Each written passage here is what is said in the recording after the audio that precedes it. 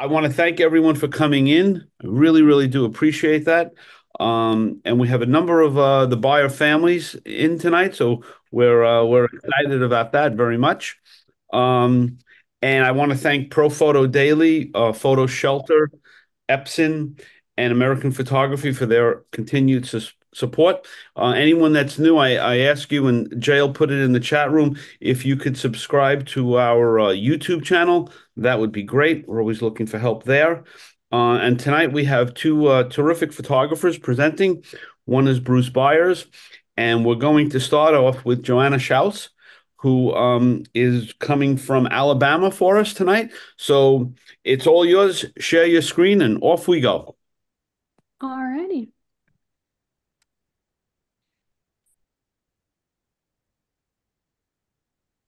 Okay. So, hi everyone.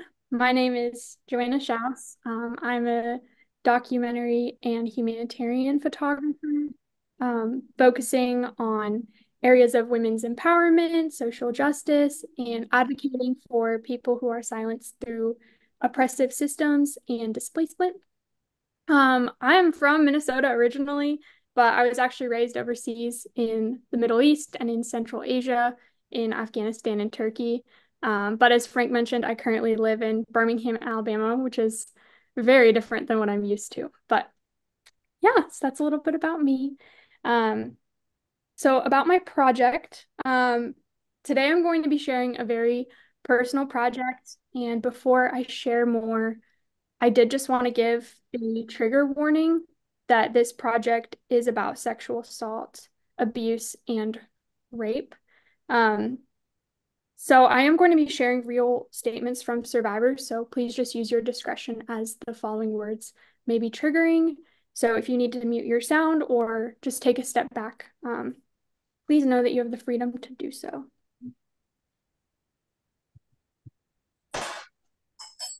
So about this project, a few years ago, I went through an experience of sexual assault, and I did end up reporting the incident to the police. But at that point, I knew very little about the justice system and just how broken it is. So I was told by police that because I didn't fight back during the initial assault, that there was no crime.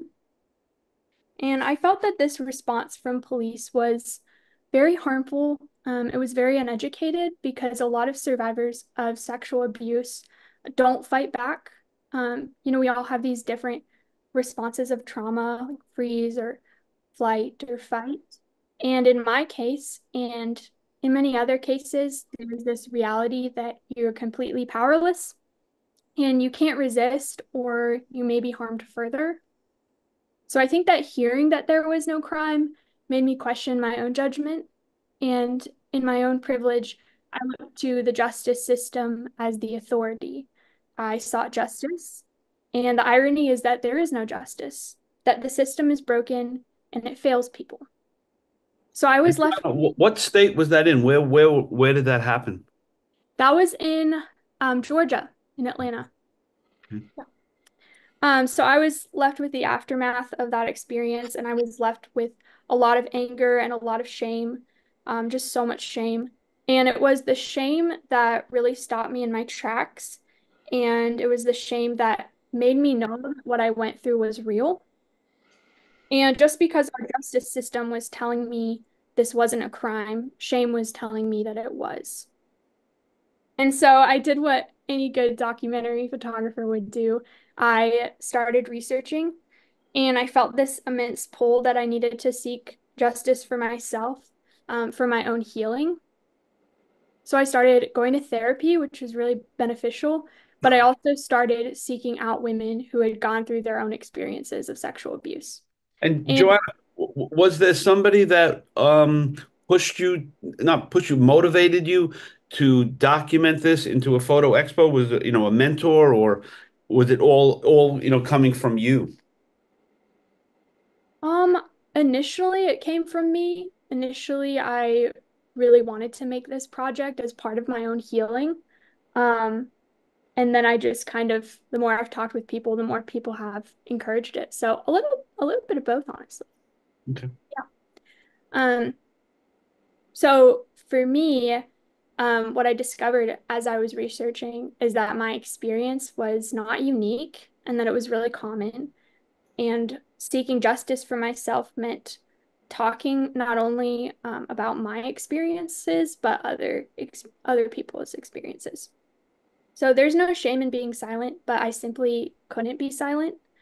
And I started out wanting to tell other people's stories of sexual abuse, but I soon realized that I couldn't actually do that without confronting my own. I formed this project out of my personal experience with religious purity culture, sexual assault, and in turn, I sought to explore the aftermath and the impact of sexual abuse among women.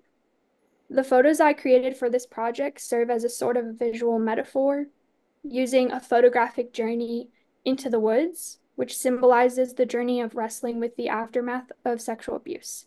My More Than a Body project is dedicated to those who find themselves in the forest, and it seeks to give a message of knowing that there's light at the end of the journey. So, for a lot of women who go through an experience of sexual abuse, they're left with the aftermath and they have to deal with it on their own. And you kind of find yourself in this dark forest, if you will, in this dark place. You're completely alone. And if you've gone through an experience like this, a lot of people don't know how to help you, they don't know what to say. So, I really just wanted to convey in this project what that's like and what it was like for me. Also, I had the privilege of working on this project with Maggie Stieber, who's a Pulitzer Prize finalist and a National Geographic photographer. I also collaborated with Lauren Neal on this project, and she's a humanitarian and editorial photographer. So, huge thank you to them for their wisdom and guidance with this project.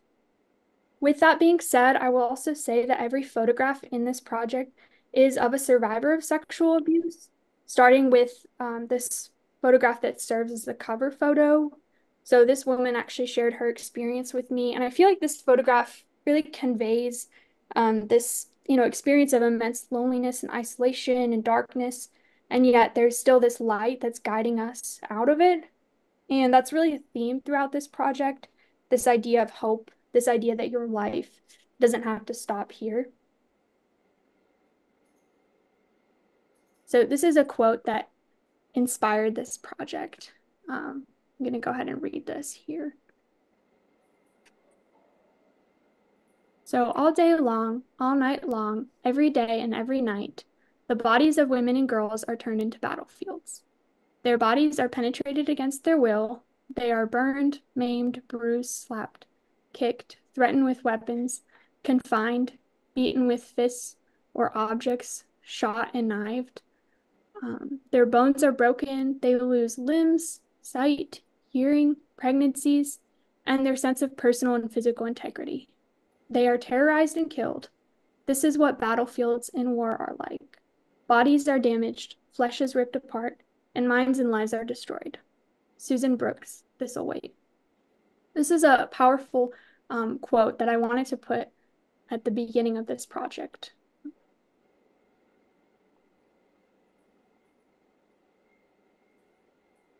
All right. So growing up around the era of purity balls, books like I Kissed Dating Goodbye in the height of purity and modesty culture, the earliest lesson I learned was that my body was a stumbling block for men who couldn't control their sexual urges. In religious settings, people compared women's bodies to a damaged rose, a used car, a chewed piece of gum, an already open present, a lint roller with dirty lint on it, paper that had been glued together and pulled apart, and various other inanimate objects. Spaghetti strap shirts were frowned upon, even before I hit puberty, and wearing a bikini or a low-cut top meant I was leading men to temptation. By the time I was 15 years old, I'd sat through at least a dozen purity talks coming from the pulpit. In all those conversations, however, no one ever talked about sexual assault, sexual battery, or rape. It was never mentioned, not even once. During this time, there were lessons I learned as a young girl about my body that I carried into adulthood. There are pieces of myself I was taught to be ashamed of. I feel robbed of the belief that my body was never flawed and that my body wasn't responsible for the sin of others. Most days, I don't feel anger. there is only grief left. Religious purity culture, which claims to keep women safe from sexual abuse, actually leaves them more vulnerable to it and creates a culture that fetishizes virginity. I learned years later that sexual abuse was one of the most common experiences among women worldwide. I learned that 90% of adult rape victims are female. I learned that out of every 1,000 sexual assault cases, 975 perpetrators will walk free. I learned that 2 out of 3 sexual assault cases will go unreported, and out of 310 cases reported to the police, only 25 of those perpetrators will be incarcerated. I learned that 41.8% of women in the US have been victimized by sexual violence other than rape, and that nearly 80% of female sexual assault victims experienced their first assault before the age of 25. Additionally, I learned that the religious purity culture I grew up in enables rape culture and is deeply rooted in misogyny. What was more shocking to me was the knowledge that many of my friends had already gone through an experience of sexual assault, sexual battery, or rape. I had no idea. Years later, I found myself reporting an incident to a male police officer and sharing with him in graphic detail how I was harmed. Officials later told me that my perpetrator would not be charged for his crime because I did not physically resist during the initial assault. Although I explained my reasoning behind not resisting, the fear that I could physically be harmed at a greater length, I walked away from the experience with this knowledge. Our justice system, especially for those who identify as women, is broken. To understand this injustice at a greater length, I started a personal project titled More Than a Body. Over the weeks following, in addition to seeking therapy, I interviewed and photographed multiple individuals about their experiences regarding sexual assault and rape. This project is a resistance and a protest in honor of my body and all of the strength she carries. These are real stories and real voices, including my own. So at the start of this project, I actually, with my friend Lauren, photographed more of an editorial photo session, and we just spent some time photographing different parts of ourselves. And although the photos were really, really cool, I actually spent some time collaging them and ripping them apart, trying to piece them together. So I taped them together and just kind of tried to arrange them in a way where it was almost creating sort of a body in and of itself.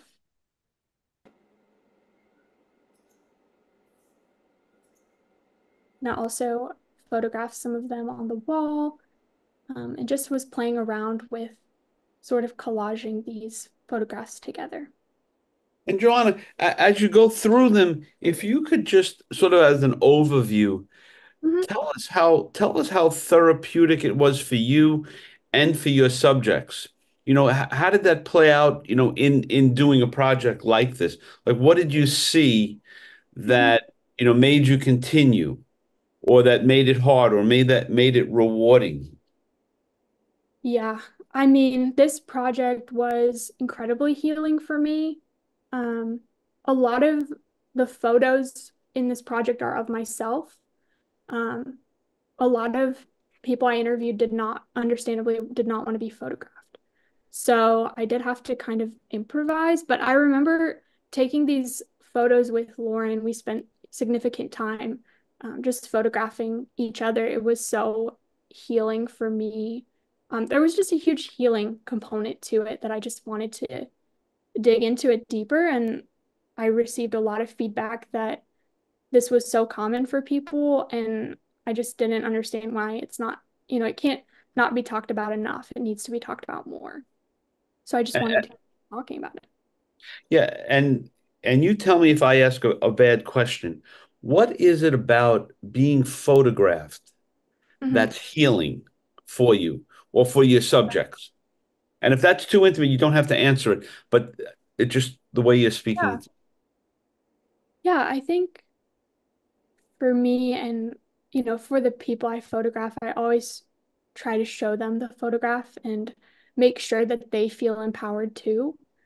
So I did a photo session with one woman, Brittany, who shared her story with me, and we put on, self-empowering music and just made it really, honestly fun, even though it was something that we were talking about and advocating for that was really hard and traumatic.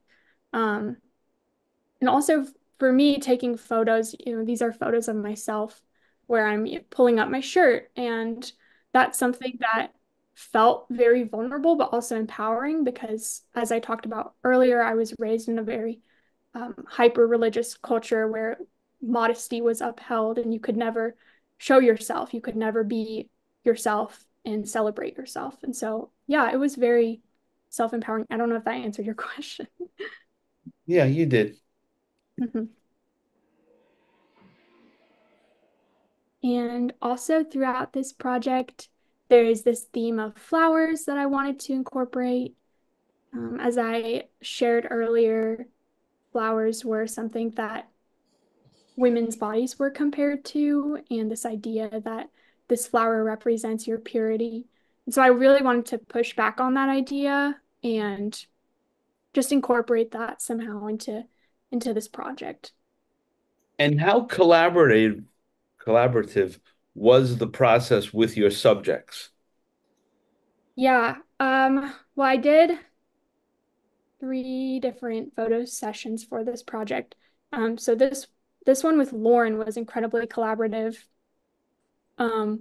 She's also a photographer, so we worked together a lot on this.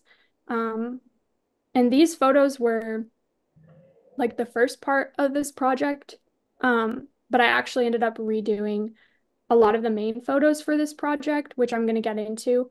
But I still wanted to include these.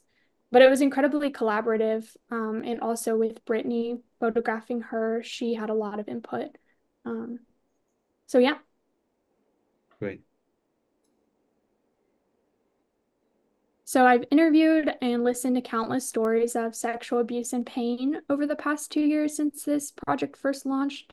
I received emails and messages and cried with friends over coffee. Each story differs from the next, but the journey towards healing holds the same weight. I found myself asking the question, how do we heal from an experience where we are walking the road towards recovery completely alone? People do not know how to help survivors if they've never gone through the experience. And because of this, depression is almost inevitable, soaking up the joy and the light that was once there, leaving them with the shell of the person they once were. It feels similar to walking through a forest, searching for signs of life and light in a dark season. With every twist and turn in the paths through the dark woods, we discover small signs leading us towards something, anything.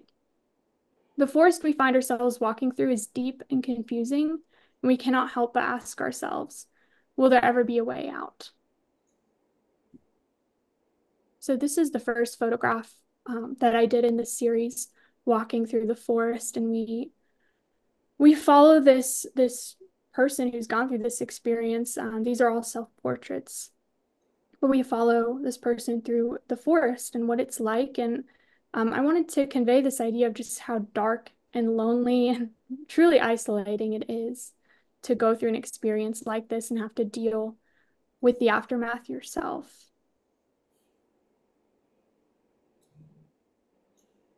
So telling women to cover up their bodies to avoid being a stumbling block for men is to submit to the same system that teaches those same men that women's bodies are objects to sexualize.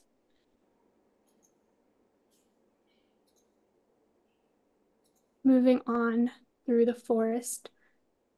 As you can tell, this was photographed during winter time. I actually went into a state park and photographed this and held out my hand, and I wanted to really just show that, you're searching and longing and trying to get back to the version of yourself that you were before this happened to you.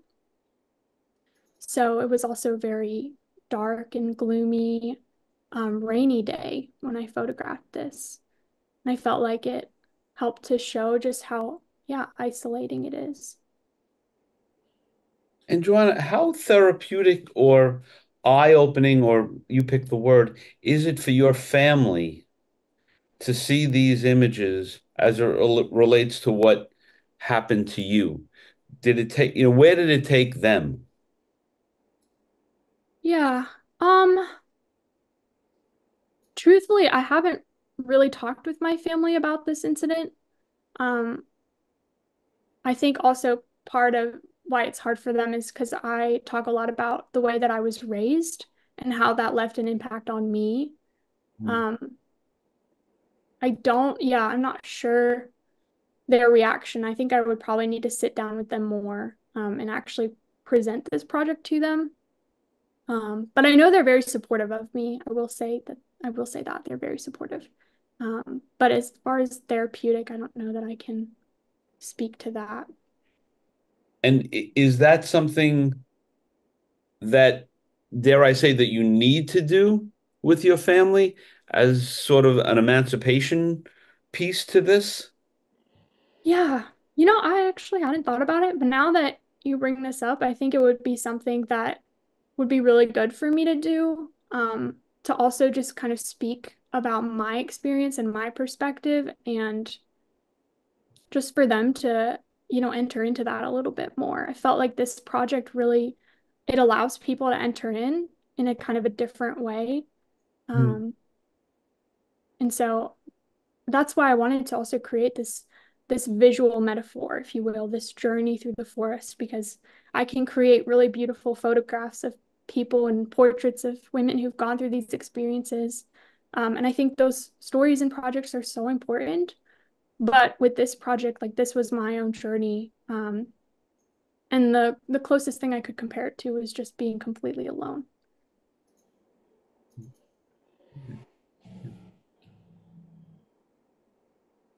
So after I was raped, I saw my body in a completely different way. I felt an immense amount of shame and I wanted to conceal every inch of my being. Still to this day, I have flashbacks to the event. I can't believe it only took a few seconds of his life to harm me, but those few seconds continue to haunt me.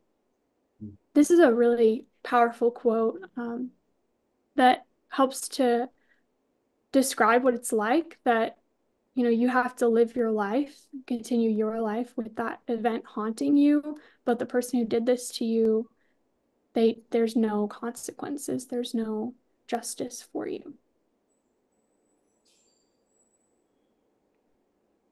And on this journey through the woods, we do see these signs of life, um, like this flower, and again, flowers are a theme through this project.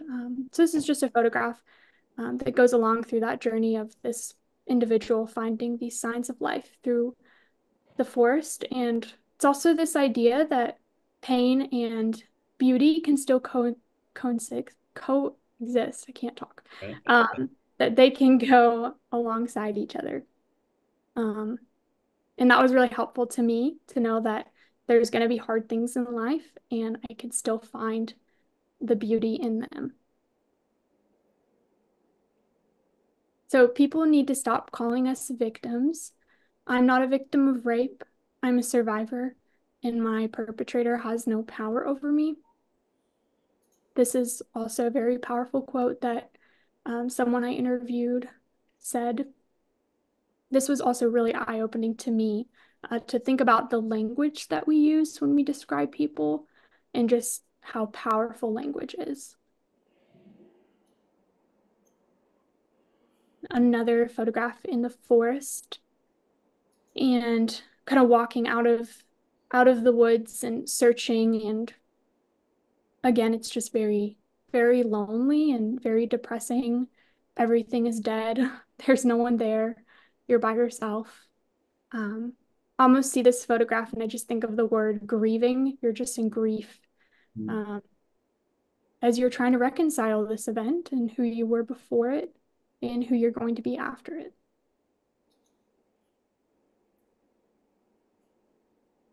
I believe our justice system is slowly getting better, but I still think there's this narrative that women are somehow asking for it by the clothing they're wearing. This is still so true today, that people think that they can blame people by the clothing that they're wearing. Um, so I do feel like this is still a narrative. I agree with Brittany. She said this. So, Joanna, a lot of this is predominantly images of yourself, and Yeah, the quotes are other people. Have those other folks, have they been photographed as well as part of your project, or is it more research gathering from yeah, them from an emotional level? yeah, a little bit of both. I have some photos like at the beginning, with Brittany. She let me photograph her, and also Lauren, was a huge help at the beginning with like the editorial types of photos. A lot of it I would say is more like interviewing and more of the emotional side. And then for the forest photographs, that is all self-portraits. Um, so yeah. Okay. And I actually do want to continue this project and do like take more photos of different people as well. I think that there's going to be a few different chapters to this project, and this is just chapter one right now. And yeah, so as we go through the forest, it's very dark, and there's these signs of life, like this trickling stream of water. Um, but there's still dangers around us. It's still dark and scary and unknown as we're trying to find our way out. I was 22 when it happened. We were both under the influence. I carry the blame, even though at the moment when it happened, I was actively telling him to stop. The day after, he denied ever remembering it. I still don't feel that I've completely healed, and I often wonder if I ever will.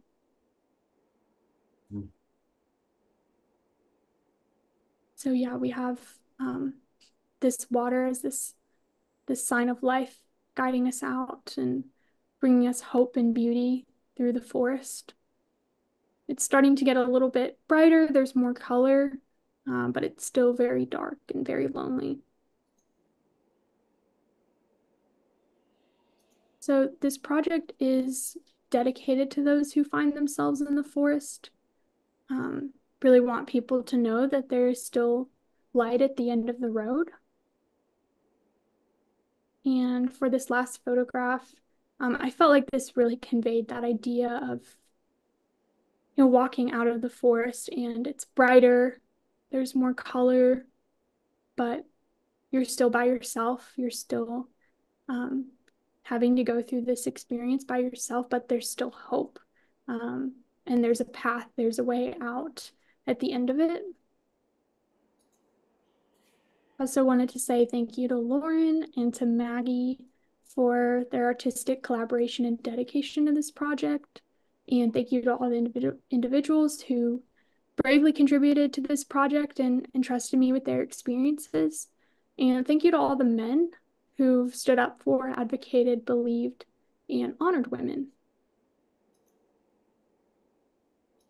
Also, these are some resources. I put the National Sexual Assault Hotline number, and I also created a Spotify playlist, which is linked on my website at the bottom of this project.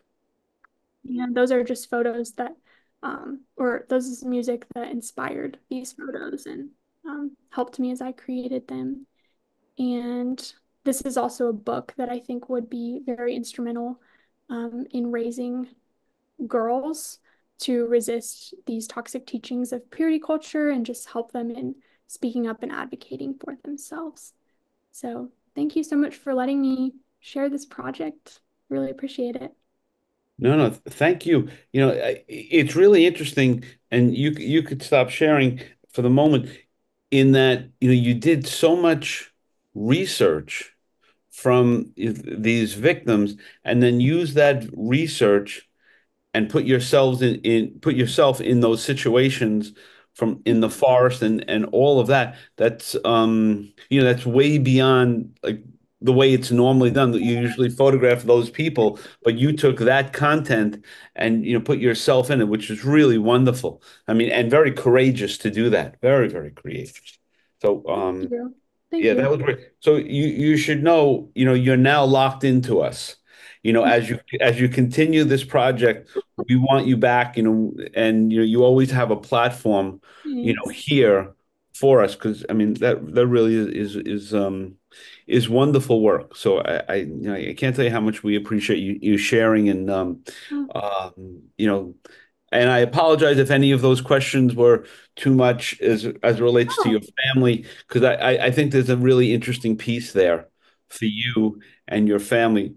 Now this will end up on YouTube, right? And yeah. yeah, unless you say you don't want that, but like for them to see it would be would be something good, bad, who knows, but it would be something, right? Yeah, I mean, I hadn't thought about that until you brought it up, and I think it would actually be a really cool, even just project in and of itself. So I actually really appreciate the question, and I'm going to do something with that for sure. Yeah, and I mean, we could make it a therapy session, having your parents on, have your parents watch it with Yeah, us, or the next time you present, make them come, and yeah, without putting them, of course, in an awkward spot, but and it yeah, would be, but yeah, yeah, that's just something to think about, as that project evolves. So yeah. thank you so much, for sharing that. That's really wonderful. And put in the chat room all that information that you had there. So if people want to backtrack and get it, it's there. While we turn the platform over to our friend Bruce Byers, who I think now breaks the record for number of presentations on the projections platform. It's got to be 4 by now, huh, Bruce? At least Yeah. four. Great. Yeah. Great, great, great. Well, Yeah. Bruce, it's all yours. Take us on your journey. All right. Let me get this going here. Get to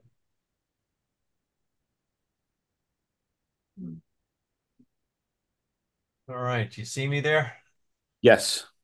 All right. So I'm Bruce Byers, and the that presentation was very powerful. It brings me back to a lot of the medical missions that I've done around the world, and going into different places where a lot of the time the women were the guinea pigs, the women were the workhorses, the women were just ignored, pushed off to the side, Mm, and my camera had a lot to do with bringing smiles to their faces, and I think a little bit of glimpse of life to their life.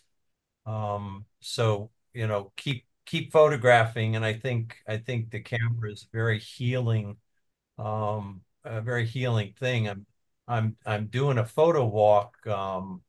I've been doing it for the last 22 days, and just taking the camera with me and walking is incredibly empowering.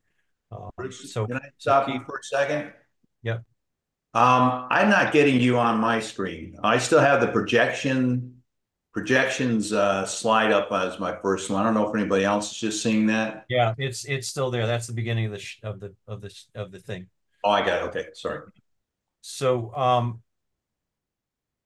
so let me just get started here. So I'm Bruce Byers, and I really thank Frank for bringing me on again. Been a very important book that I've just produced that I want to talk to you about tonight. Um, Photography has been my lifeblood for many years, and it's given me the chance to create. Thank you for joining me, and thanks, Frank, for making it possible to show our works. I mean, I don't know how many of these Frank has done, and it's brought to light the incredible photography that's out there, and this has given us such a platform that it's just amazing. So it's fantastic, and thank you very much for that. No, thank you. So Camera Odysseys is my photographic adventure. And Hill Street Gallery is a gallery that I just created up in Catskill, New York, the hometown of good old Frank's family there. Yeah. Um, so just going into places like this, like Bangladesh, and just the smile, my smile to their smile. I didn't speak Bengali, didn't speak English, but man, we had the greatest time ever. Um, and so my elevator pitch is I'm a documentary environmental portrait storyteller. Every time I pick up my camera, I want to tell the story of the person that I'm hopefully connected with, or who I've created an image of. My if people know of me, and a lot of the people who are on tonight have known for years, my street moments is just my love of life, and just to tell that story in that one frame is what I just strive for. It's the thing that makes me happy, and things thing that makes me continue to photograph. And I always love the jokes in life. I mean, there's so many funny things in life that you don't need to um, photograph horrible things all the time to get noticed. I hopefully photograph funny things to get noticed. And just the things that people do. So my black and white, I'm still shooting film. I'm still doing my work. My color is very specific. I love color, and but only when it works for me. And portraiture is again telling the story. Um, Places like China, of course, I don't speak Mandarin, but I was able to deal with this woman very well. Pakistan, which was an incredible place to be. He was our security guard, and that was an ad for a grocery store behind him. So one thing that Frank always, I know Frank forgot about this, but he always wants us to talk about our technical problems with our cameras. And so I'm going to go on and on and on, but I decided one thing. This is what I always believe. So that's the only technical problem we have for tonight. Once you learn that, make sure you know which eye to open. I bring up my travel, and I've taken photographers around the world, and it ended up giving me the opportunity to about 20 years ago to start creating books. As I was walking around with other photographers, it gave me the opportunity to put projects together. And after, hate to say it, 60 years worth of pushing the button, I have opened up a gallery in Catskill, New York, because I wanted to put my work on the wall. It's enough of leaving it into boxes. And there's a wonderful printer that I work with who has allowed me to learn how to use his machinery to print, and it's just a wonderful place to go. So Hill Street Gallery, please follow us and check us out. On the main part of the gallery are my street moments. Again, my love for black and white, my love for the darkroom. I still have my darkroom. Um, just walking the streets of cities that I've never been to, Vienna. I've been into Italy, into Rome, and then the color. Again, the color is just one of the really important parts of putting a 5 foot image on the wall. Is just amazing. Um, uh, I love ships. My life of photographing ships has been creating photographs all my life with them. Um, and just a storm can create absolutely amazing things. But the most important part is to be able to put these up on the wall for other people to see.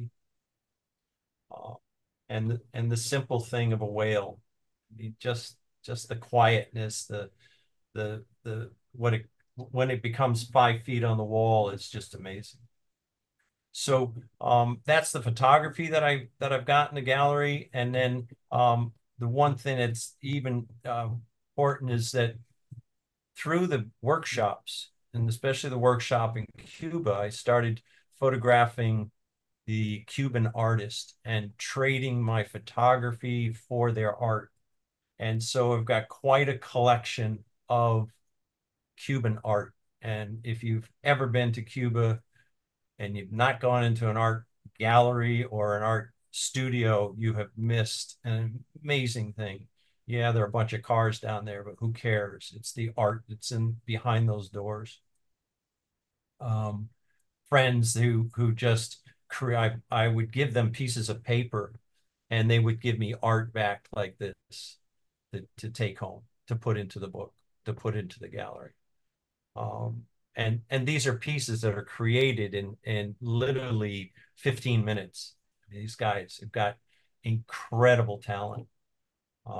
So Bruce, the gallery up in Catskill, you're hanging other artists' work as well? Yes, yes. So as you'll see later, I did the book on the Cuban artist, and I traded and collected art. So I have a combination of their portraits of them and their art. Okay. And so I was just as I went through their galleries and everything else, and I would pull out a box of my photography, and they would sit there and look through it and almost want every single piece that I had. But I couldn't because I wanted to trade with other artists. But so they collected my art, and I collected their art, Beautiful. and it was just amazing. And so one other part, which is Glenn Batkin who is on with us today. He's a very good friend of mine. Is bringing his illustration. He was just on last show with Frank here live, talking about his AI work, which is absolutely some beautiful pieces. So we collaborate and do projects, trying to figure out what's our next show, what are we going to create, what are we going to do. So it's just a wonderful thing to be able to do. It's not going here. So, and then there are a lot of artists that went up into the Hudson River, up into the Hudson, Albany area, and they did some absolutely amazing art up there. And the old print shop has given me a bunch of material for me to put in the gallery. Some absolutely gorgeous artwork. So creating books has been absolutely wonderful thing. Is for anybody that wants to create a book, you better have put your ego in the backyard, because you need some room for all the books that you're going to have to push, because it's not easy. I've self-published most of my work. I'm trying to get publishers is very tough and very expensive. But if I produce a book and I sell 10 copies and I have 2 of my own, the book's got to be for me first. So one of the real serious books that I began with was my Street Moments book. And it's again my photography with my black and white, and places all over the world. The Street Moments book was a lot on New York to begin with. And it's a place to take your work, put it on a piece of paper, and get it out, and get other people to see it. And today with digital press, you can print one book or you can print 1,500 books. During COVID, I produced a book, and I sold 1,500 of them, which was quite good. So that's my Street Moments book.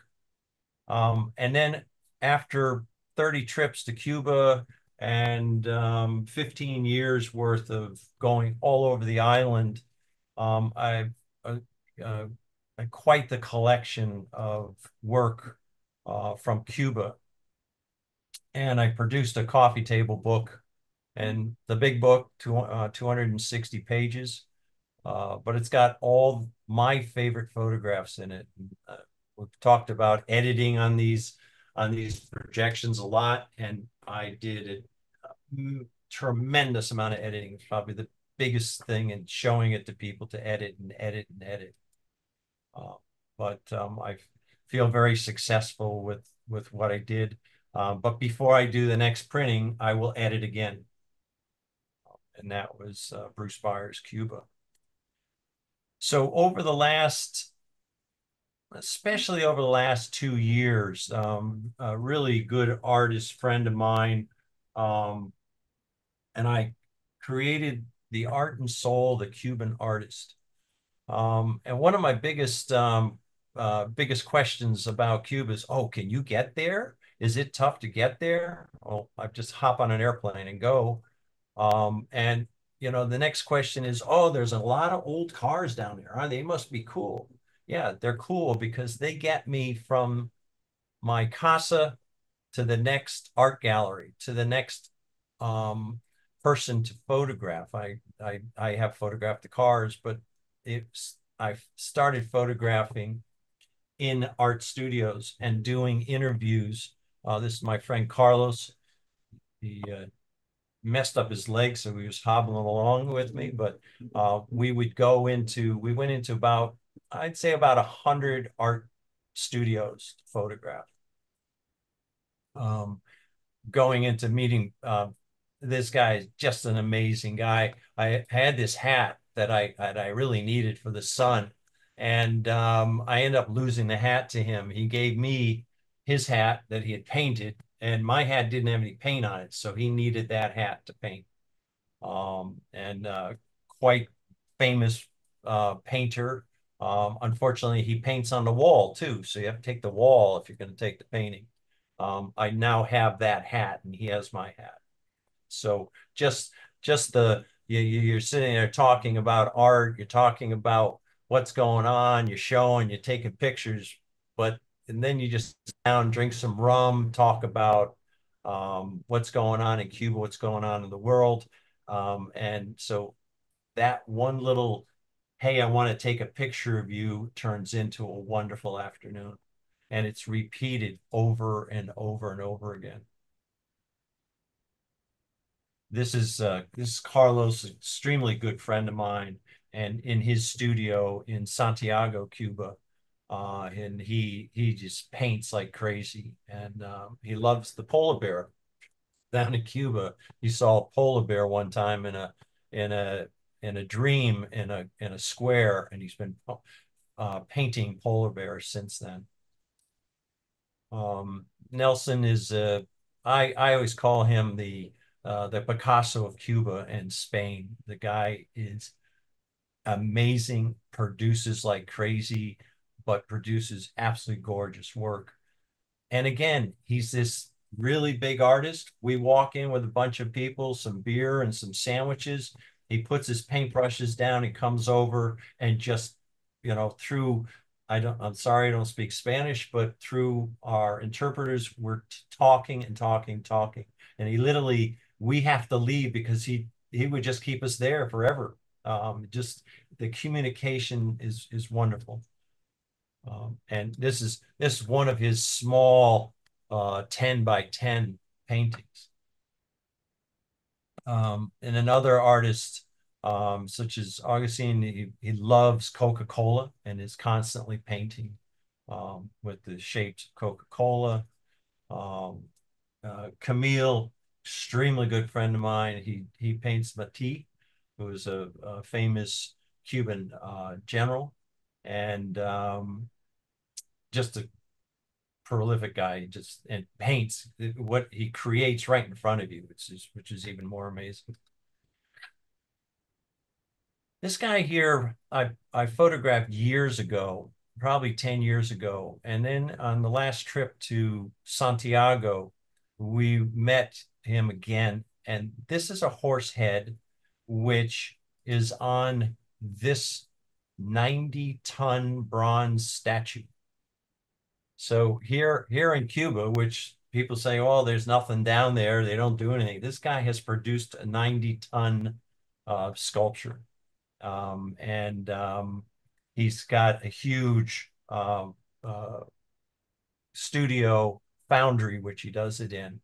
And again, he didn't need to spend any time with us, but he spent an entire day talking and walking through his gallery and everything else. All these folks are very approachable, huh, Bruce? Oh, incredibly approachable. If you don't sit down and have a cigar with them or have a shot of rum, it's sort of they look at you and go, "What are you here for?" You know, and behind them is a studio full of art that you want to get into, you want to look at, you want to talk about, and it's almost like, yeah, that's my art, but let's sit down and talk for a minute. So this is his art, you know. This is on the left, the piece of paper that I gave him to create, and then he does silk screen and also painting. They'll create the canvas and then paint from there. This guy does very small paintings within larger paintings. And we went over to his place and I said, where's all your art? He says, I just sold it yesterday. He had a big sale. So all of us, you know, they'll be sitting there painting and painting and painting, have no money, and all of a sudden a collector will walk in and clean them out. So those little images on there are these, the details are absolutely amazing. He's actually down in Miami now. And this is another, I mean, look at the number of paintings that he has stacked up. And one after another, you would want to take off that stretcher and take it home. They're just absolutely amazing. You know, you almost think, well, the ones in the back are kind of junky. Well, no, he didn't have enough room, so he stacked them up against each other. And this was a smaller piece compared to the larger pieces. And this is his wife. She was in the artist I was interviewing, and I had photographed her in this exact spot 10 years ago with a broken arm. And her walls were just as covered. This time they were even more. And this is just one small piece of this huge house. And she probably has, if without exaggeration, 500 paintings on the wall, and they're all hers. This guy, very, very small space. I don't know where he does his work, but the work is very, very detailed. And I traded him 11 by 14 print for a gorgeous painting on a record, because that's all he had that time was a 75, you know, LP record. Just amazing. So Bruce, what you're doing here now is taking us on one of your tours through Cuba and the art galleries that you visit. Right. Okay. And this is what all put together created the book. Okay. So this is you're kind of going along with me through these guys' lives. And these are relationships that you've had for 10, 15 years. Some I've known them for 10 minutes, others I've known for 10 years. Right. But I could go back to each one of these guys and we could spend the entire afternoon without any, you know, you don't have to buy anything, you don't have to do anything. Just bring some sandwiches, bring a bottle of rum. I had given this guy the 2 pieces of paper. And the idea was to give him 2 pieces of paper, and then I could put that into the book in relationship with the portraits that I've been doing. And we saw him at 11 in the morning, and he goes, "Oh, I forgot to do those." By 1 o'clock, he had them for me. So is and and then she does a lot of fashion kind of feeling to it. But I love the idea of the way her hands are and the painting behind her, the way the hands are. So a lot of that happens all the time because they really don't know why I'm sitting there taking pictures of them. They know that I'm there with Carlos, who knows every single one of these people. And the amazing thing is over the last 15 years, the people that have come down with me on the trips, we have spent at least $50,000 in these studios buying art. And it's just so Yeah. it's really, really incredible for them. Um, I I didn't have he didn't have a piece of paper done, so I put him within his own paintings. Hmm. Um, and she's a wonderful, wonderful artist, and her husband is behind her there, who is prolific artist. Unfortunately, he has passed away, but he had Alzheimer's, and I would literally walk around his studio following him. I'd be photographing, and all of a sudden he would walk away. He didn't know where he was going, and I would follow him till I found the next photograph. So a lot of times you have to be very sensitive also as to what's going on. This guy has put together a town in Fuslan, just outside of Havana, and it's quite the place to go see. Um, I trade baseballs with this guy. He loves baseball. He loves Hemingway. Um, and he does silkscreen.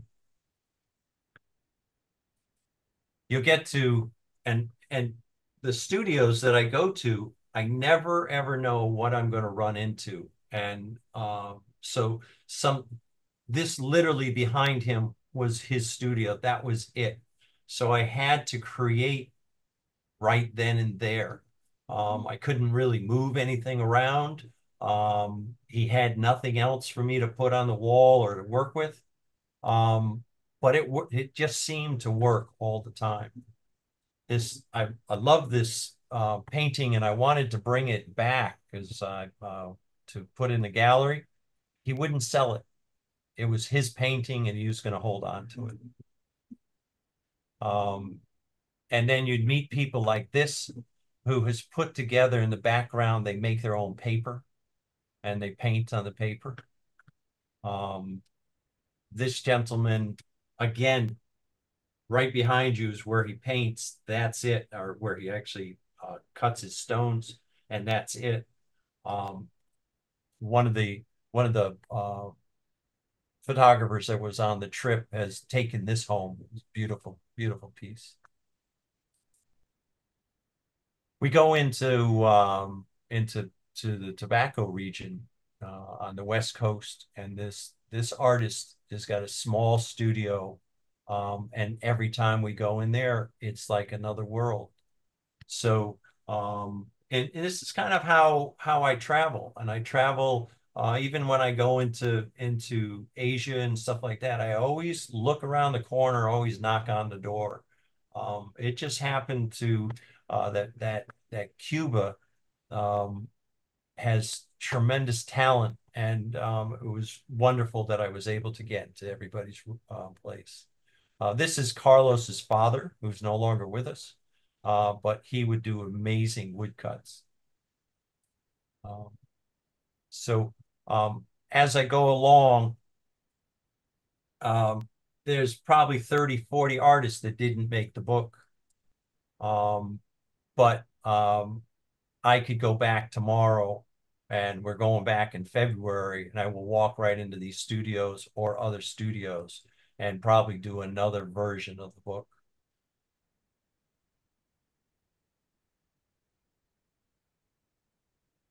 So I hope to tell the story of this artist, because I could go on and on and on about talking about them, but this woman is a sculptress, and she does huge sculptures, and you can literally pick her up and carry her across the room. This tiny lady, and you do what? And she does these huge sculptures.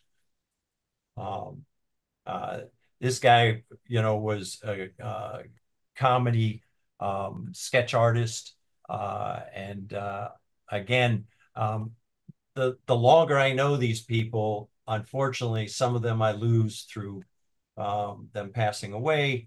The last time I saw him, he had heavily dementia, so I felt very gifted to be able to photograph him when he was together.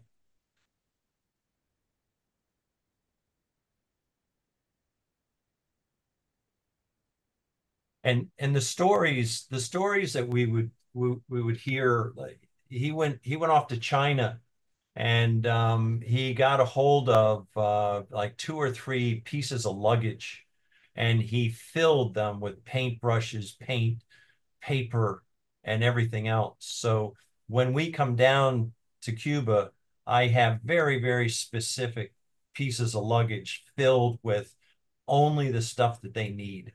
And so when I come into their studio and I said, what did you need? Did you need 10,000 staples? Here's a box of staples. Um,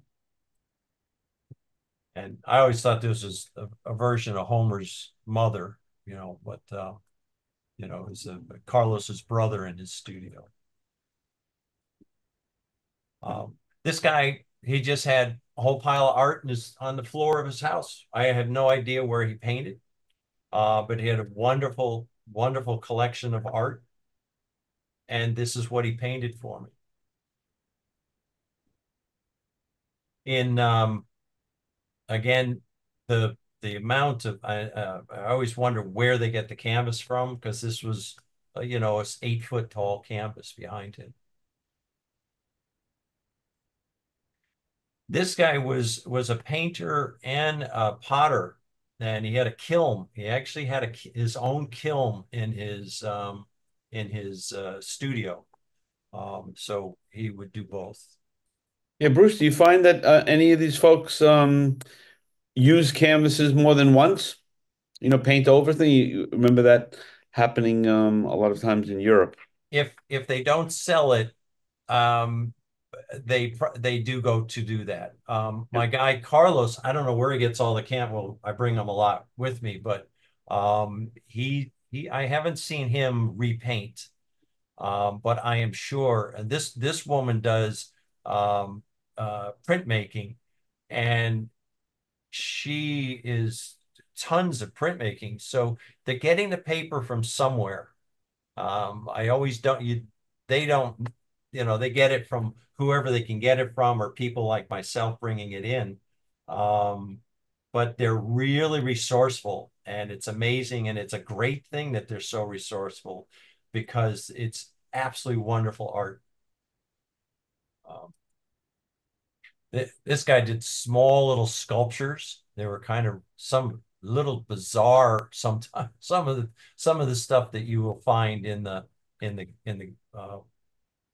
studios. And then the other piece of Cuba, which I had to include in the book, was the art of music. And this guy is always with us playing. This is actually a boxer who is a Rastafarian rapper, and he has got quite the voice and quite the band behind him. And I'll be walking around, and I always love listening to the music and finding the music. And I had a fixer with me who was very conservative, and I said, I hear this music. Can we go find it? I think it's upstairs. No, you can't do that. You can't do that. And I walk in, there's a lady guard there, says, you don't mind if we go listen to music? We showed them the cameras, and we spent 2 hours with these guys. Absolutely magnificent horn players. Absolutely magnificent. again, I know I've kind of run out of things to talk about because it's just there's so many stories, so many adventures that I've been on with each one of these guys. He's quite the printmaker. He had diabetes and he had just lost his leg. So we're sitting there talking about the fact that he's got to get back into the studio because he was, you know, the life is over and everything. No, you get in the studio and get printing again, and you won't forget, but you'll forget about the fact that you're missing the leg. And in Carlos's studio, this is his assistant, which, you know, these young guys are just as incredible as some of the older guys that have been there doing it for years. Predominantly men, huh? A lot of men. I was able to photograph about 5 or 6 women. And we keep trying to get as many as we can. But for some reason, this is the wife of the guy who had the pottery, and they do fantastic work. Some of the woman in the beginning that did the fashion, a lot of the times husband wife are doing art, and they're completely different. They're in the same place and a completely different artist. And this guy, I met him 10 years ago, and we were going through his town in Camagüey, and we stopped off, and he eventually remembered that we had come in and photographed him before. We went into this because he's got a pool table in the middle of his gallery, and on the walls were just absolutely covered with incredible stuff. And then we would sit there for half an hour, 2 hours, looking through piles of prints. And it fluctuates. Right now, they're not doing too well because there's not enough tourism down there. And a lot of them are connected with Miami and Key West, where they sell through there. But when tourism revs up again in Cuba, there's going to be an awful lot of buying of art because there's an awful lot of art produced. And, you know, and this guy, he was a great artist. He did a lot of very small pieces on fabric, but boy, did he talk. So he talked forever and ever and ever. And then crazy kilns. I don't know much about kilns, but you know, the pieces that this woman was doing, huge pieces, and not just one, but 10. They had just outside of this was a gallery that was filled with absolutely amazing pottery, and not just one type, but tons of different types. So, which was wonderful. This is a female artist out of Trinidad, and she does a lot of collaging and fabric on canvas on top of her painting. And this is one of my parting shots. We spent the afternoon with these 3 guys, and it was just one laugh after another, and because they all did amazingly different work. This is the guy that I lost my hat to. So this is the art and the soul of the Cuban artist, and it's kind of a love that was produced by myself and Carlos, and so some of the layouts from the book.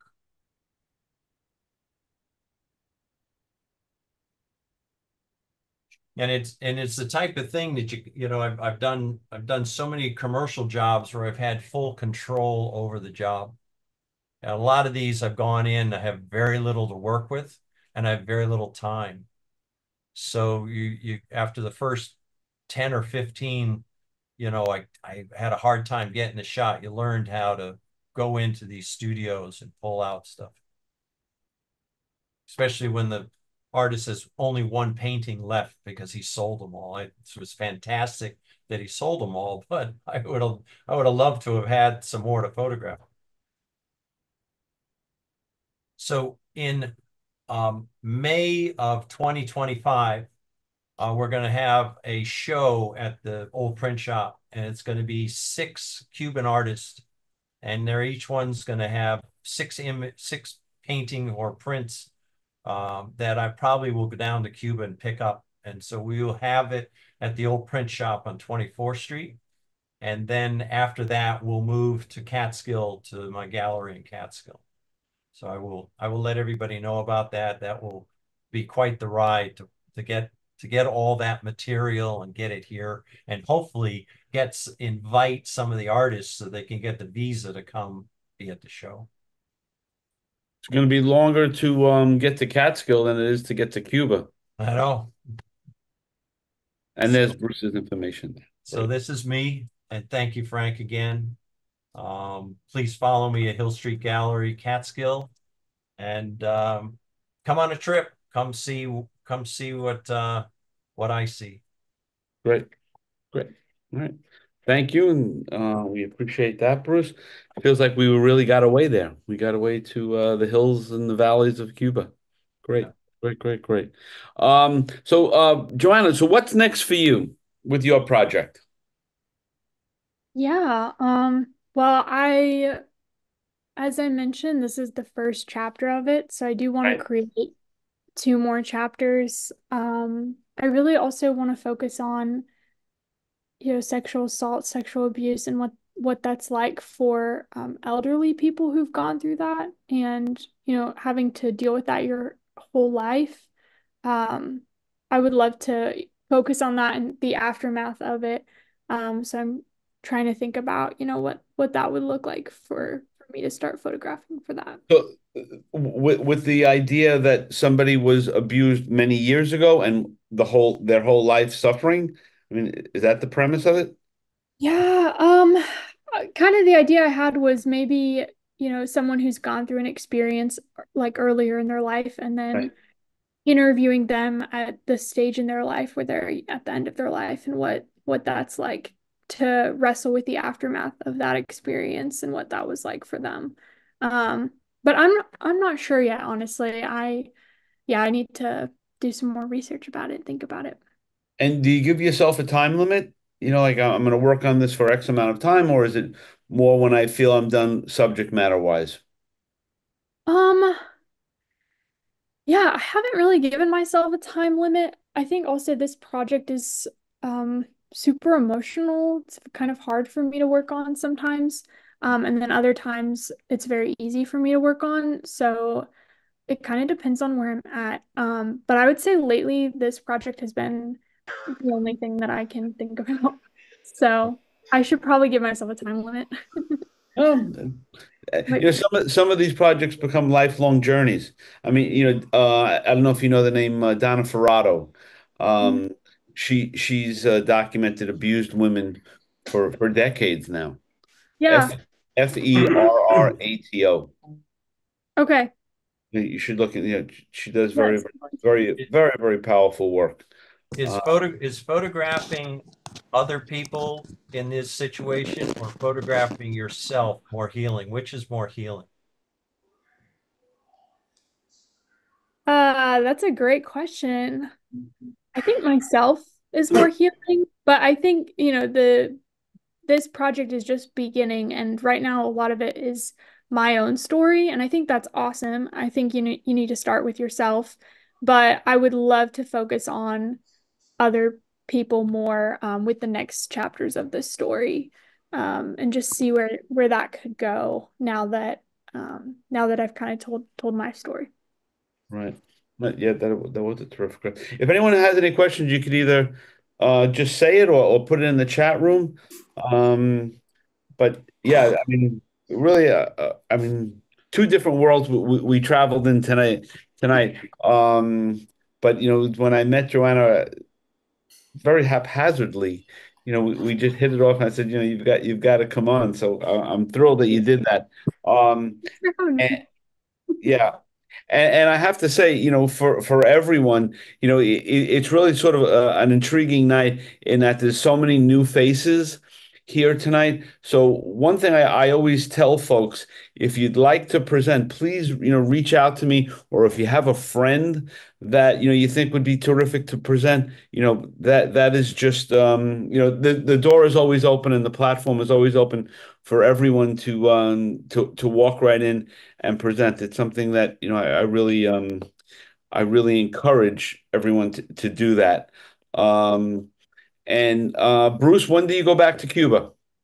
We go back February and March. And how many folks do you take usually on a tour? Uh, we ideally no more than eight Eight, because, eight's when the right number. it gives us a lot of chances to get. I don't do the tourism. I literally go every door I can knock on. I go into see what's behind the door. So it's you know. And how many tours a year do you do? Is it three, four?